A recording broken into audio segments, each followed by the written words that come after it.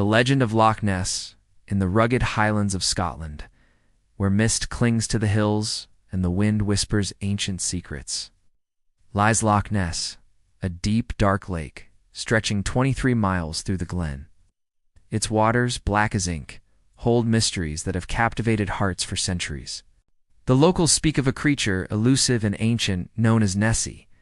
Some call her a monster, others a guardian. This is the tale of how Nessie's legend grew, woven through the lives of a village girl, skeptical outsider, and a creature bound to the loch's depths. In the village of Drumnadratchit, nestled on the loch's western shore, lived a girl named Ailsa McGregor. At 16, Ailsa was known for her fiery red hair and boundless curiosity. Her father, Lachlan, was a fisherman, and her mother, Fiona, ran a small inn for travelers seeking a glimpse of the fabled creature. Ailsa grew up on stories of Nessie, told by her grandfather, who swore he'd seen a long neck rise from the water one misty dawn. "No beast," he'd say, his eyes twinkling. "She's the loch's spirit, watching over us." Ailsa believed him, though the village was divided. Some, like old Mrs. Campbell, scoffed, calling Nessie a tale for gullible tourists.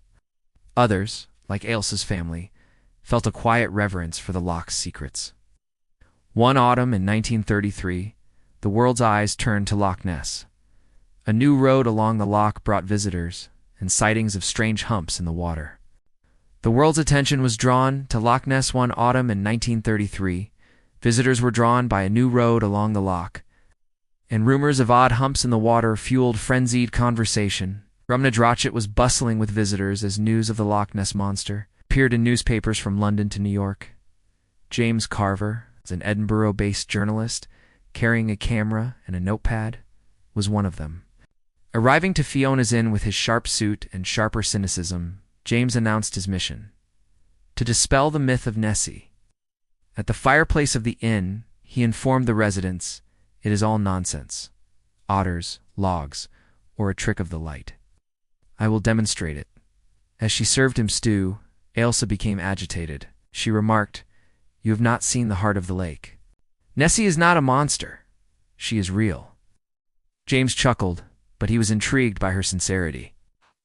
Ailsa, determined to prove James wrong, offered to guide him along the loch. The next morning, they set out in Lachlan's small boat, the mist so thick it swallowed the hills.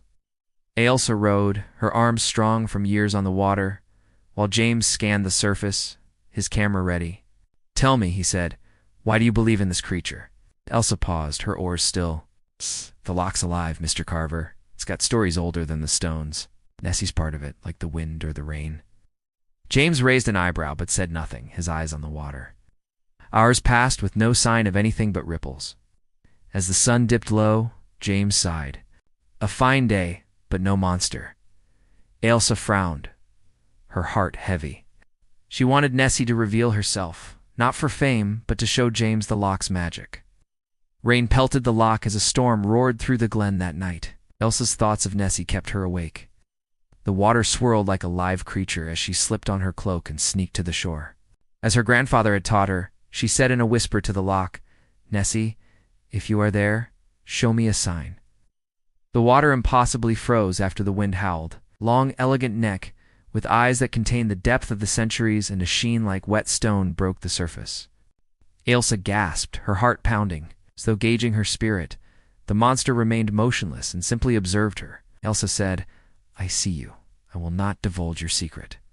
Only ripples remained after the creature fell back into the depths. Ailsa discovered James at the inn the following day, getting ready to depart. "No monster," he responded, "but I will write your village a nice story."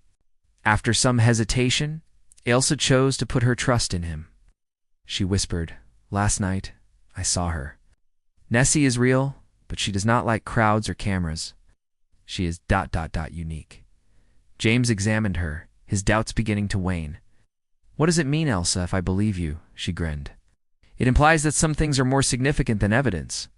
They are about having faith and honoring the things we do not fully comprehend." Although James did not respond, he left Drumnadratchit with a calmer heart and a kinder article than he had intended, implying the mystery of the loch without making fun of it. The mythology of Nessie grew throughout the years. As the loch's guardian, Ailsa informed visitors about it, while cautioning them to keep its secrets. Her children grew up to love the lake as much as she did, and she married a kind villager. James once returned, older and softer, to thank Ailsa for enabling him to look beyond the facts. Although few saw its beast, many sensed its presence, and the loch remained a sight of wonder. Whether a spirit or an ancient beast, Nessie persisted and came to symbolize the wild, uncontrolled beauty of the world. Moral of the story, we learn to approach the unknown with respect and humility from the story of Lochness. Certain mysteries are best left unsolved and treasured for their wonder. Not everything needs to be verified or solved. We develop a stronger bond with the beauty all around us when we respect the secrets of the earth and the beliefs of others.